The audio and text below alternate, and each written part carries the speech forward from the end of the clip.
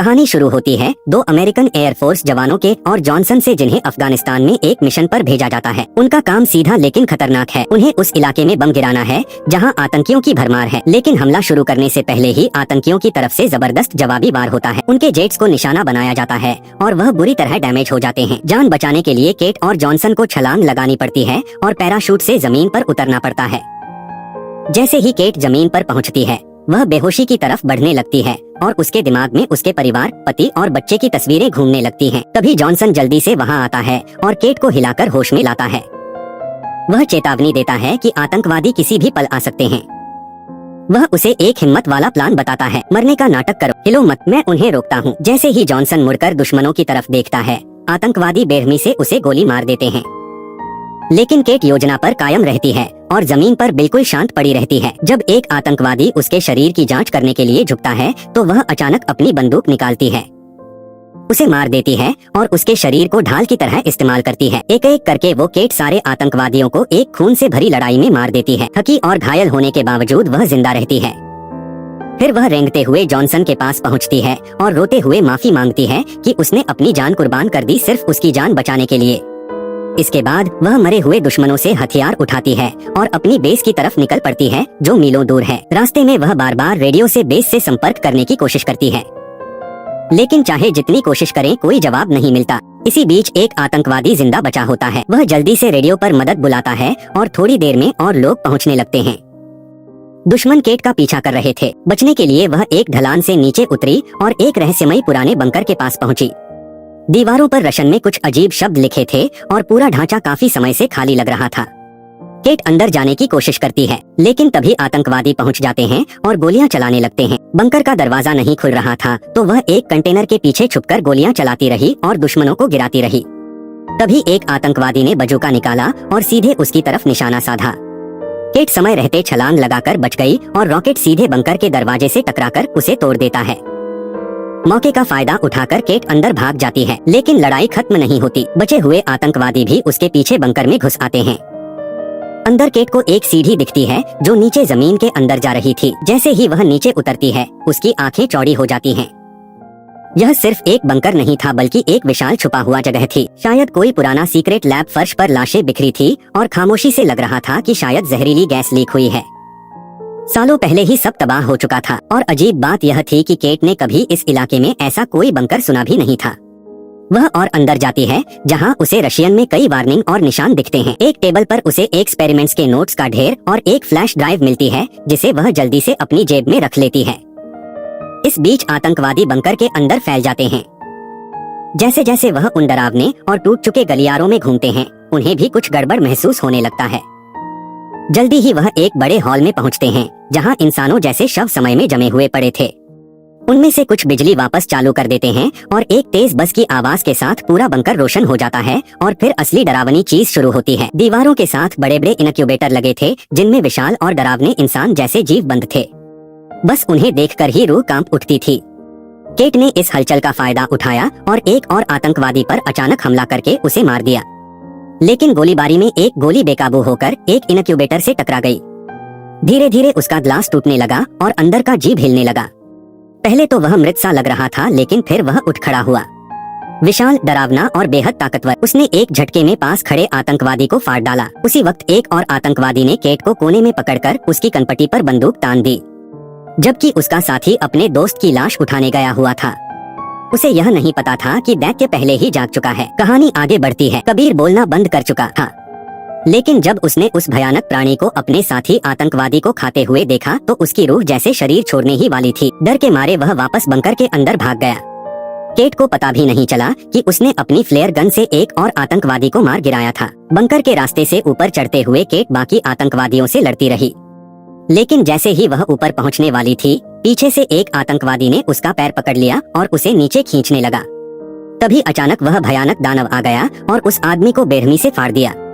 यह नजारा देखकर केट लगभग सन्न रह गई, लेकिन किसी तरह ऊपर भागने में कामयाब हुई। फिर भी उस दानव ने उसे काट लिया। उसका पैर घायल हो गया। वह जानवर बाहर निकलने की कोशिश करता रहा, लेकिन भारी दरवाजे पूरे नहीं खुले थे, इसीलिए वह अंदर ही फंस गया। बिना वक्त गंवाए केट ने उस पर बार बार गोली चलाई, जिससे वह बुरी तरह घायल हुआ और फिर गहरे अंदर वापस भाग गया। थकी हुई और खून बहते हुए केट वहाँ से भागने लगी, लेकिन बाहर उसका सामना कबीर से हुआ। वह आतंकवादी जो अपने साथियों का इंतजार कर रहा था। अंदर से जानवर की दहाड़ सुनकर कबीर डर गया और भाग गया, जबकि केट और दूर जाकर गिर पड़ी सड़क के किनारे। तभी एक सेना की गाड़ी गलती से उसे टक्कर मार देती है। जो सैनिक केट और जॉनसन को ढूंढ रहे थे, उन्होंने जल्दी से उसे पहचान लिया। सैनिकों में से एक जेड ने केट का लॉकेट देखा और उसे उसकी पहचान का सबूत माना। एक और सैनिक स्नेयर ने उसे पानी दिया और फिर उसे बेस पर वापस ले गया। अगले दिन बेस पर केट ने कमांडिंग ऑफिसर फिंच को बंकर और उस प्राणी के बारे में सब कुछ बताया, लेकिन ना तो फिंच और ना ही स्नेयर उसकी बात मानते हैं। इसके बजाय फिंच उस पेन ड्राइव को जब्त कर लेता है जो उसे बंकर में मिली थी। गुस्से में केट बाहर आ गई। बाहर जेड और केट उस लॉकेट को लेकर बहस कर रहे थे जो जेड ने ले लिया था। तभी स्नेयर बीच में आया और उसने यह सुनिश्चित किया कि लॉकेट वापस केट को मिल जाए। इसी दौरान फिंच ने अपने सीनियर अधिकारियों को पूरी स्थिति की खबर दी। बाद में वह अकेले बैठा एक पुराना खत देख रहा था जिसे वह सालों से अपने पास रखे हुए था। वह खत एक दर्दनाक याद थी जिसकी वजह से उसका बड़ा पद चला गया था। फिर स्नेयर ने केट को दिलासा दिया। उसने बताया कि जेड पहले ड्रग्स की आदी थी, लेकिन एक रेस्क्यू मिशन के दौरान उसे आर्मी में भर्ती किया गया था। स्नेयर ने यह भी कहा कि फिंच उतना सख्त नहीं है जितना बाहर से लगता है। उसकी सख्ती और कड़वाहट दरअसल उस गलती की वजह से है जिसने उसका करियर बर्बाद कर दिया था। थोड़ी देर बाद स्नेयर केट को उसके घायल पैर का इलाज कराने के लिए विल्कस के पास ले गया जो डॉक्टर था। संयोग से कबीर पहले ही पकड़ा जा चुका था और पास में रखा गया था। केट ने स्नेयर और विल्कस के सामने कबीर से उस प्राणी के बारे में सच जानने की कोशिश की। शुरुआत में कबीर ने कुछ भी बताने से मना कर दिया, लेकिन जब केट ने बंकर के बाहर लिखे रशियन वर्ड्स को कागज पर लिखा तो रशियन समझने वाला कबीर उनका मतलब बताता है। अंदर मत जाओ। मन ही मन कबीर मान चुका था कि बंकर 30 साल से बंद था, लेकिन इससे एक बड़ा सवाल खड़ा हुआ। अगर यह इतने सालों से बंद था तो जीव बिना खाना, पानी या किसी सप्लाई के कैसे जिंदा थे? तभी बंकर के अंदर इनक्यूबेटर एक एक करके फटने लगे और भी डरावने जीव बाहर निकल रहे थे, और उनमें से एक तो मुख्य दरवाजे की तरफ बढ़ चुका था। उस रात नीचे जो हो रहा था उससे अनजान जेड और स्नेयर ने बारी बारी से जागते रहने का फैसला किया, लेकिन वह अकेले बैठा अपने सीनियर अधिकारियों के पुराने खत को देख रहा था। उसमें लिखा था कि उसे एक अहम मिशन के दौरान पीछे हटने का आदेश दिया गया था, लेकिन फिंच ने तब मना कर दिया था। उसी फैसले के नतीजों ने उसकी जिंदगी को बर्बाद कर दिया और आज तक वह उससे परेशान था। अब फिंच फिर से बंकर लौटने की बात कर रहा था। उसके सीनियर उस पर दबाव डाल रहे थे कि पेन ड्राइव जल्दी से जल्दी सुरक्षित कर लो, लेकिन फिंच बिना उस जगह का सच जाने पेन ड्राइव सौंपने से इनकार कर रहा था। और जब उसके सीनियर ने आखिरकार उसे बताया कि पेन ड्राइव में क्या है तो उसका चेहरा पीला पड़ गया। इस बीच विल्कस और केट अभी भी कबीर से बात कर रहे थे। कबीर ने माना कि वह आतंकवादियों के साथ था, लेकिन उसने कहा कि उसने कभी गोली नहीं चलाई। वह सिर्फ उनका ड्राइवर था जिसे मजबूर किया गया था ताकि उसका परिवार सुरक्षित रहे। बात करते करते बाहर सैनिकों ने वहीं अजीब जीवों की आवाजें सुननी शुरू कर दी। जांच करने पर पता चला कि बड़ी संख्या में जीव कैंप पर हमला कर रहे हैं। घबराहट फैल गई। स्नेयर तुरंत फिंच को चेताने भागा और फिंच ने तुरंत फोन करके और सैनिक बुलाने की कोशिश की, लेकिन तभी एक जीव उसके टेंट में घुस आया और उस पर हमला कर दिया। फिंच ने पिस्तौल से लड़कर उसे मार गिराया। बाहर के स्नेयर और बाकी लोग डर से कांप रहे थे। जीव सैनिकों को बेरहमी से मार रहे थे और गोलियां उन्हें रोक नहीं पा रही थी। कई सैनिक मारे गए। विल्कस ने केट से कहा कि वह कबीर पर नजर रखे और खुद दूसरों की मदद के लिए भाग गया। तभी वह जीव टेंट में घुसा और केट को गर्दन से पकड़ लिया। जीव अपनी जीभ लेकर केट को मारने ही वाला था। तभी कबीर ने एक सर्जिकल टूल पकड़ लिया और उस जीव की जीभ काट दी। फिर उसने उस पर हमला जारी रखा जब तक कि वह मर नहीं गया। केट ने पिस्तल उठाई और कबीर के साथ बाकी सैनिकों के पास वापस चली गई। एक घबराया हुआ सैनिक कबीर को पकड़ने लगा, सोचते हुए कि वह भागने की कोशिश कर रहा है, लेकिन स्नेयर बीच में आ गया और दोनों को वापस ग्रुप में ले आया।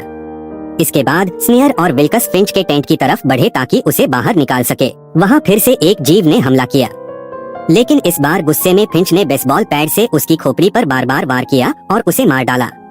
फिंच खुद घायल हो गया था तो विल्कस और स्नेयर की मदद से बाहर आया। तब तक ब्राह्महेड और बाकी लोग एक शिपिंग कंटेनर ढूंढ चुके थे जहां वे रात बिताने के लिए छिप सकते थे। चाबी न होने की वजह से ब्राह्मण ताला तोड़ने की कोशिश कर रहा था कि तभी स्नेह और विल्कस वहां पहुंचे और एक जीव ने उन पर अचानक हमला कर दिया। बाकी लोग मदद के लिए दौड़े और केट ने एक कुल्हाड़ी पकड़कर उस राक्षस के सिर पर वार किए जब तक कि वह मर नहीं गया। आखिरकार सबको यह समझ आ गया कि इन जीवों की कमजोरी उनका सिर है। जैसे जैसे और दानव पास आते गए सब लोग कंटेनर में घुस गए। उन्होंने दरवाजा जोर से बंद किया, ताला लगाया और पूरी रात वहीं छुपे रहे। कुछ लोग घबराए हुए थे क्योंकि कबीर भी उनके साथ था, लेकिन केट अब उस पर भरोसा कर चुकी थी। उसने उसकी जान बचाई थी। कबीर ने उन्हें अपने गांव के बारे में बताया। वह यहीं पास पैदा हुआ था। आसमान से एक बड़ा पत्थर मीटियर गिरने के बाद रशियंस ने इलाके पर कब्जा कर लिया और गांव वालों के साथ बर्बरता से पेश आने लगे। धीरे धीरे अफगान लड़ाकों को हथियार मिले। उन्होंने लड़ाई की और गांव को आजाद करा लिया। उस लड़ाई में कई रशियंस मारे गए, लेकिन थोड़ी ही देर बाद लोग गायब होने लगे। आधे शव कभी नहीं मिले और जो मिले उनकी हालत बहुत डरावनी थी। कबीर के पिता ने उसे एक खंजर दिया और 46 लोगों की एक शिकार टोली के साथ उस जानवर का पीछा करने निकले, लेकिन वह सब कभी वापस नहीं लौटे। सुबह होते ही सब लोग धीरे से बाहर निकले। उन्होंने देखा कि रात में जानवर आए थे। वो अपने गिरे हुए साथियों और मरे हुए सैनिकों के शव भी ले गए थे। बस किस्मत से एक जानवर का शव वहीं पड़ा रह गया था। ध्यान से देखने पर उन्हें पता चला कि उस जीव के दांत शार्क जैसे थे, लेकिन उसके शरीर में इंसानी अंग थे। यह देखकर कोई भी समझ नहीं पा रहा था कि यह आखिर क्या है। उसी वक्त पास में बैठे घायल फिंच ने सबसे पहले केट से माफी मांगी कि उसने पहले उस पर भरोसा नहीं किया। फिर उसने चौंकाने वाला सच बताया। कई साल पहले जो कहा जाता था कि इस गांव में एक मीटियर गिरा था, असल में वह मीटियर नहीं था, वह एक स्पेसशिप थी जो धरती पर क्रैश हो गई थी। इसीलिए सोवियत यूनियन ने इस इलाके पर हमला किया। उन्होंने बहाना बनाया कि कोई घुसपैठ कर रहा है, लेकिन उनका असली मकसद था स्पेसशिप पर कब्जा करना और उसमें मौजूद एलियन पर रिसर्च करना। जो जीव उनके सामने पड़ा था वह भी एक एक्सपेरिमेंट का नतीजा था। उसकी डीएनए को इंसानी डीएनए के साथ मिलाकर यह हाइब्रिड बनाया गया था। यह सुनकर सब हैरान रह गए, लेकिन इससे पहले कि वह समझ पाते मरा हुआ एलियन अचानक उठ खड़ा हुआ और उन पर हमला करने लगा। असल में वह बिल्कुल भी मरा नहीं था। कबीर ने तुरंत मदद करने की कोशिश की, लेकिन उसके हाथ बंधे होने की वजह से वह ठीक से लड़ नहीं पाया। वह जीव सबको दबाने लगा, लेकिन किसी तरह उन्होंने मिलकर उसे रोक लिया। फिर फिंच ने खतरा समझते हुए ग्रेनेड की पिन निकाली और खुद को उस एलियन पर फेंक दिया। धमाके में वह एलियन मर गया, लेकिन फिंच की भी जान चली गई। उसकी मौत से सब टूट गए, लेकिन स्नेयर ने भरोसा दिखाते हुए कबीर को आजाद कर दिया। आखिरकार कबीर ने केट को बचाने के लिए अपनी जान दांव पर लगाई थी, जिससे सबका उस पर भरोसा वापस आ गया। अब इतने सारे सैनिकों के मारे जाने के बाद सबने फैसला किया कि इन जीवों को और जिंदा नहीं रहने देंगे। उन्होंने कसम खाई कि इन्हें खत्म करेंगे और अपने शहीद हुए साथियों का बदला लेंगे। कबीर अपनी खंजर तेज कर रहा था, तभी केट ने चुपचाप अपनी सच्चाई बताई। वह बेताबी से अपने बेटे के पास वापस जाना चाहती थी, जो उसके पति की मौत के बाद शहर में अकेला था। इसी वजह से उसका लॉकेट उसके लिए बहुत मायने रखता था। उसमें उसके पति और बेटे की तस्वीर थी। इस गहरे बोझ के साथ सबने बंकर को हमेशा के लिए तबाह करने के लिए अपनी आखिरी मिशन की तैयारी शुरू की। साथ में केट, कबीर और बाकी सैनिक बंकर तक पहुँचे और अंदर बम गिरा दिया। लेकिन वापस आते समय केट का लॉकेट उसके गले से गिरकर प्लेटफार्म पर आ गया। स्नेयर, जो जानता था कि यह केट के लिए कितना मायने रखता है, जल्दी से उसे उठाकर वापस देने लगा। जैसे ही केट उसे लेने वाली थी, एक जीव पीछे से आया और स्नेयर को अपने साथ गहराई में खींच ले गया। सबको लगा कि स्नेयर मर चुका है। वह सब बाहर इकट्ठा हुए और बंकर उड़ाने की तैयारी करने लगे। तभी रेडियो से स्नेयर की आवाज आई। वह अभी भी जिंदा था। यह सुनकर केट ने टीम को रोका और एक बड़ा फैसला लिया। चाहे कुछ भी हो, वह स्नेयर को बचाने वापस जाएगी। स्नेयर ने खुद कहा था कि उन्हें उसे छोड़कर जाना चाहिए, लेकिन केट ने साफ मना कर दिया और सबको याद दिलाया कि स्नेयर ने उनके लिए कितना कुछ किया है। आखिरकार बाकी लोग मान गए। विल्कस ऊपर जमीन पर रहा और ट्रक से लिफ्ट कंट्रोल करने लगा, जबकि केट, कबीर और बाकी लोग बंकर के अंदर उतर गए। थोड़ी ही देर बाद बिलिस को हाई कमांड से संदेश मिला। एक एयर स्ट्राइक सिर्फ 20 मिनट में बंकर पर होने वाला था। अगर जीव बाहर निकल गए तो पूरी दुनिया खतरे में पड़ सकती थी। विल्कस ने यह जरूरी खबर नीचे टीम तक पहुंचाई। अब उनके पास सिर्फ 20 मिनट थे स्नेयर को बचाने और खुद को बाहर निकालने के लिए। इस बीच स्नेयर अपनी जान बचाने की जंग लड़ रहा था। एक जीव ने उस पर हमला किया, लेकिन वह उसे मारने में कामयाब रहा और फिर अपने शहीद हुए साथियों के शवों के बीच पहुंचा, जहां उसे कई हथियार भी मिले। उसी वक्त कबीर और जेड ने एक भयानक सच जाना। वह जीव कोई अजनबी नहीं थे, वह वही लोग थे जो सालों पहले गांव से गायब हो गए थे। वही लोग जिन्होंने कबीर के पिता के साथ मिलकर उस रहस्यमयी जानवर का शिकार करने की कोशिश की थी। केट और बाकी टीम जल्द ही एक बड़े कंटेनर तक पहुंचे। अंदर असली एलियन था, वही जो स्पेसशिप के क्रैश होने के बाद धरती पर आया था और तब से कैद में रखा गया था। तभी स्नेयर ने फिर से संपर्क किया और सबको तुरंत लिफ्ट की तरफ लौटने को कहा। बिना वक्त गंवाए सब तैयार हो गए। वह जीवों से लड़ते हुए लिफ्ट तक पहुंचने की कोशिश कर रहे थे। रास्ते में जब टीम एक दरवाजे के पास से गुजरी, पीछे से जीवों का झुंड उनका पीछा कर रहा था। समय देने के लिए जॉन्स पीछे रुक गया और दरवाजा बंद करके सबकी जान बचाई। उसी वक्त स्नेयर वापस उनके साथ जुड़ गया और सब आगे बढ़ते रहे, जॉन्स को पीछे छोड़ते हुए। इसी बीच जेट को अचानक एहसास हुआ कि एक जीव उसके बिल्कुल पीछे है। भागने के बजाय उसने लड़ाई करने का फैसला किया। आखिरकार वह एक दूसरे कमरे में जा पहुंची, जबकि बाकी लोग लिफ्ट की तरफ बढ़ते रहे। बाहर कई आतंकवादी पहले ही पहुंच चुके थे और बिल्किस पर हमला कर चुके थे, लेकिन बिल्किस ने अकेले ही पूरी ताकत से उनका सामना किया।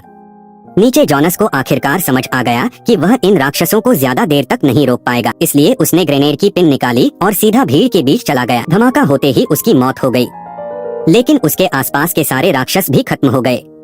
उसी वक्त स्नेयर बाकी लोगों को सुरक्षित लिफ्ट तक ले जाने में कामयाब रहा, लेकिन वह अभी भी लगातार जीवों के हमले का सामना कर रहे थे।